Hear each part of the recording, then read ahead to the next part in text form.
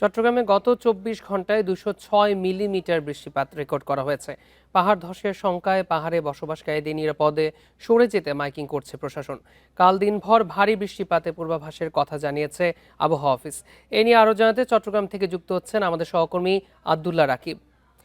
রাকিব, শুরুতেই জানাবেন যে বর্তমানে আবহাওয়ার কি পরিস্থিতি এবং আরও জানাবেন চট্টগ্রামের যেসব স্থানে পাহাড়ের পাদদেশে ঝুঁকিপূর্ণভাবে মানুষ বসবাস করে সেসব জায়গায় প্রশাসনের পক্ষ থেকে কোনো অভিযান চালানো হয়েছে কি?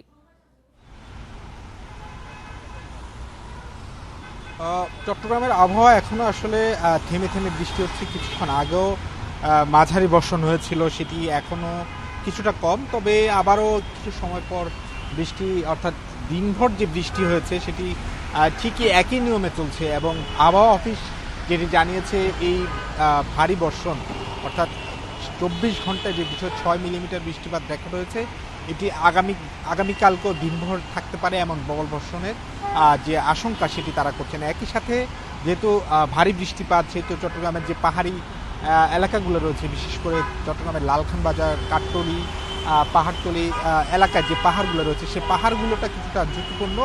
এবং সেই ঝুঁকিপূর্ণ এলাকাগুলোতে আজকে বিকেলের পর থেকে মূলত প্রশাসন তার যে সতর্কীকরণ বিজ্ঞপ্তি বা মাইকিং করা সেটি সতর্ক করছেন এবং তাদেরকে নিরাপদে সরে যেতে বলছেন।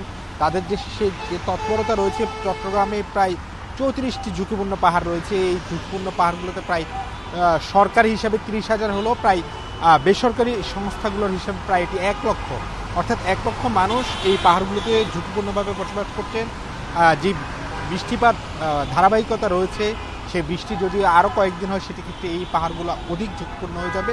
সেটি সতর্কীকরণ হিসাবে প্রশাসন কাজ করছে এবং তাদেরকে সরিয়ে দিতে বলছে। কিন্তু আসলে আমরা সবসময় দেখি তাদেরকে সতর্কী করা হয়, মাইকিং করা হয়, ঘরে ঘরে করে গিয়ে বলা হয়, কিন্তু তারপরে তারা নিরাপদ আশ্রয় বলতে যেটিতে বোঝে সেটিতে আসলে তাদের যাওয়া, তারা যেতে চান না। এবং সেটির ক্ষেত্রে তারা বলেন যে তাদের আসলে ঘর বাড়ি অরক্ষিত রেখে তারা আসলে সেখানে যাওয়াটাকে নিরাপদ মনে করেন। তো সব মিলিয়ে চট্টগ্রামের যে ভারী বর্ষণ হচ্ছে, যদিও স্বস্তির বিষয়, চট্টগ্রামে সবসময় বৃষ্টি হলে যে একটি আতঙ্ক এবং শঙ্কা থাকে নগরবাসীর মধ্যে, জলাবদ্ধতা, সেটি আজকের দিনে এখন পর্যন্ত নেই। এবং চট্টগ্রামের মেয়র, চট্টগ্রাম সিডিএ এবং যেসব সংস্থা রয়েছে, সেনাবাহিনী, তারা একই সাথে এই বিষয়টিও তদারকি করছে। কোথাও পানি উঠছে কিনা নগরী, সেই এলাকাগুলোতে তারা প্রতি ঘন্টায় ঘন্টায় আপডেট নিচ্ছেন। এবং এখন পর্যন্ত চট্টগ্রামের কোন এলাকায় জলাবদ্ধতার কোনো খবর আমরা এখনো পর্যন্ত পাইনি।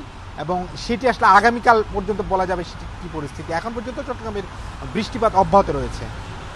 চট্টগ্রাম থেকে আবহাওয়া পরিস্থিতি জানাচ্ছিলেন আমাদের সহকর্মী।